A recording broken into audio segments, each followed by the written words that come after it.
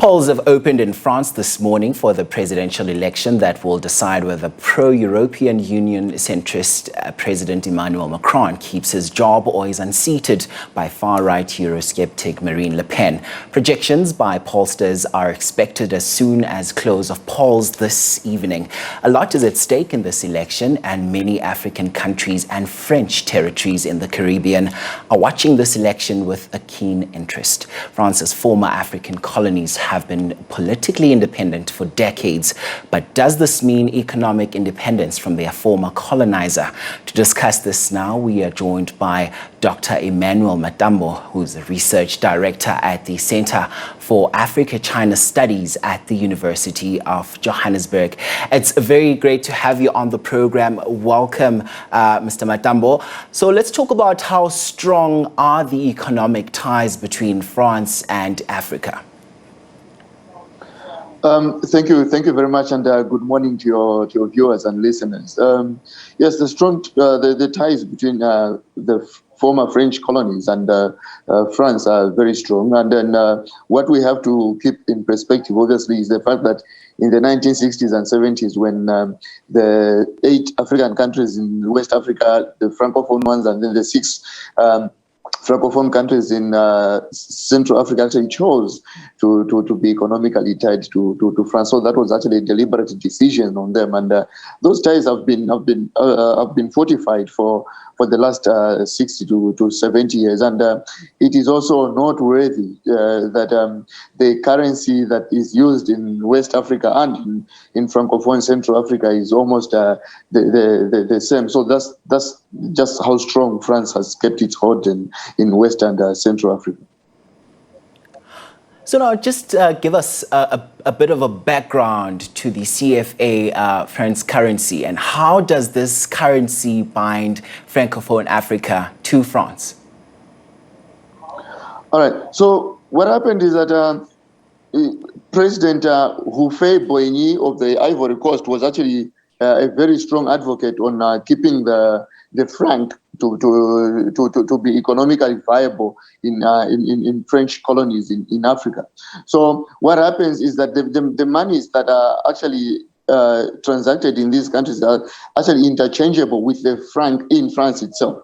And that is why we find a situation where 14 African countries at the moment have a currency which is technically different, but economically the same. So if you go to the 6 Central African countries that are Francophone and the 8 African countries that are Francophone in West Africa, their currency is almost the same. So that is just how it works. It is still tied to the franc in France itself. And that is why even the name has been maintained by the 14 African Francophone countries.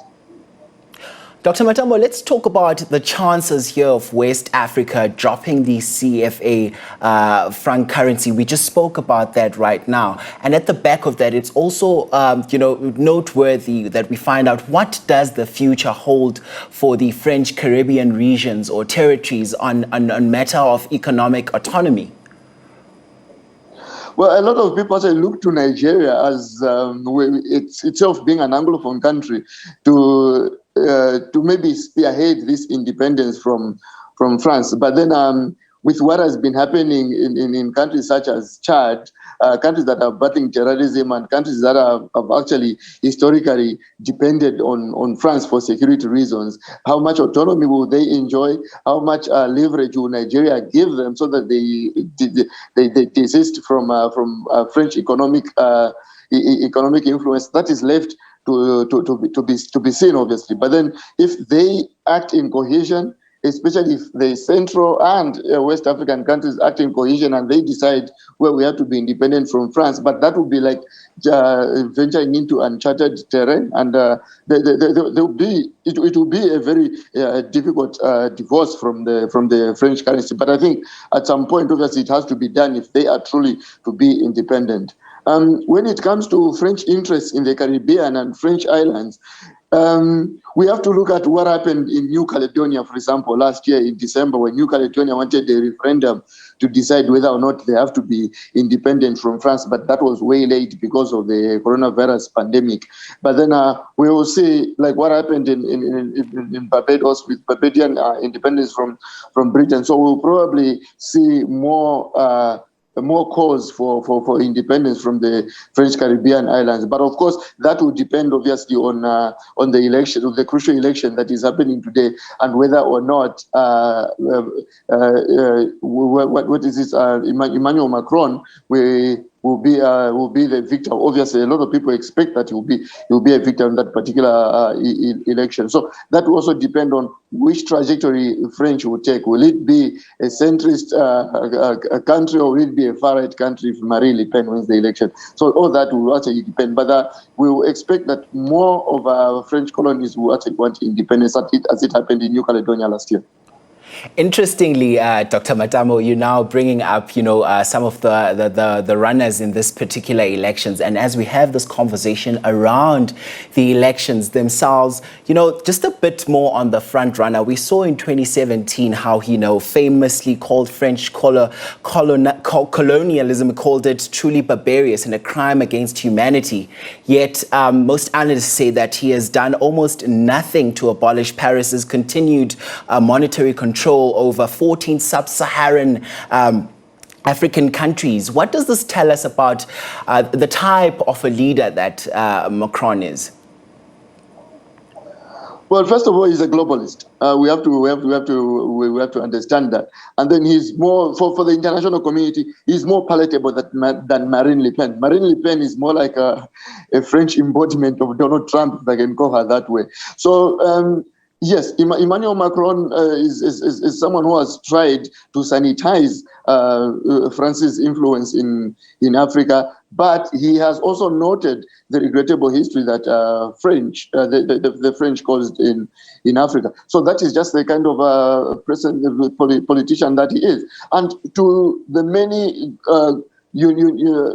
to the many French voters who are kind of centrist and who are lying on the left, he is a viable candidate, because voting in Marine Le Pen will see a crackdown on immigration, and we will see also a crackdown on French citizens of Islamic persuasion. So for a globalist thinker, for globalist thinkers, Emmanuel Macron appears to be a more decent candidate.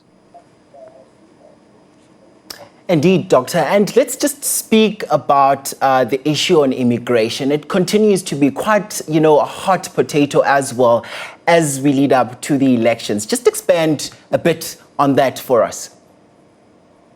Well, we have to take it back to Brexit. Brexit was had a lot to do with immigration, and because that immigration was actually coming from countries that are not of West European extraction, so that is just how important it is. In Italy, it was a big thing as well. The rise of the right in Italy was because of immigration. So there is this insular brand of politics that is creeping into the European Union, and France has capitalized on that. Especially candidates such as Marine Le Pen, even the overwhelming support that she's receiving now is mainly because France wants to close its borders to people who are immigrating from Africa and Syria. So that is just how big the situation is. But then if France wants to commit itself to the European Union, then it has to also take this bitter pill of immigration. Now, Dr. Matambo, another interesting issue, I know we just spoke about it right at the top of this conversation, is the issue on economics. I want us to speak about how France actually controls the franc itself in Africa and how much of a disadvantage this is to Africa.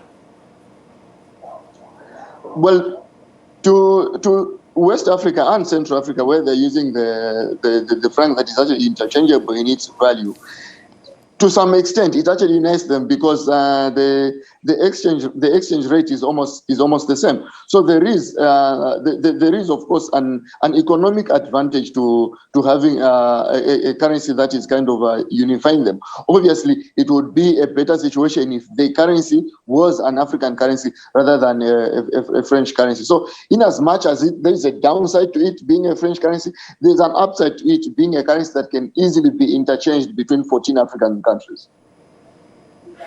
Now, just before we let you go, Doctor, we've seen how France granted most of its, African colonies independence, around 1960 and, still retained considerable control with strategic interests in the region. Talk to us about this and what we're likely to see, post this election as far as that is concerned. Well, because of French interests in Africa, we expect that France will keep its influence in Africa, and it is competing against players, ambitious players such as China. So through corporations, multinational corporations such as Total, for example, France has actually expanded not only into Francophone countries but into countries such as Mozambique. And we saw last year that France was massively interested in Mozambique when there was instability in the Cabo Delgado province of Mozambique. So as long as French interests remain in Africa through its multinational corporations, we should expect heavy French influence. In countries such as Mali, Chad, where there is Islamic insurgency and there are French interests as well, we should expect a heavy presence of France, and that will not let up in the near future, especially if African countries struggle to cope with insurgencies and instability. All right, Dr. Emmanuel Matambo is the Research Director at the Center for Africa-China Studies at the University of Johannesburg. Thanks very much for your time indeed.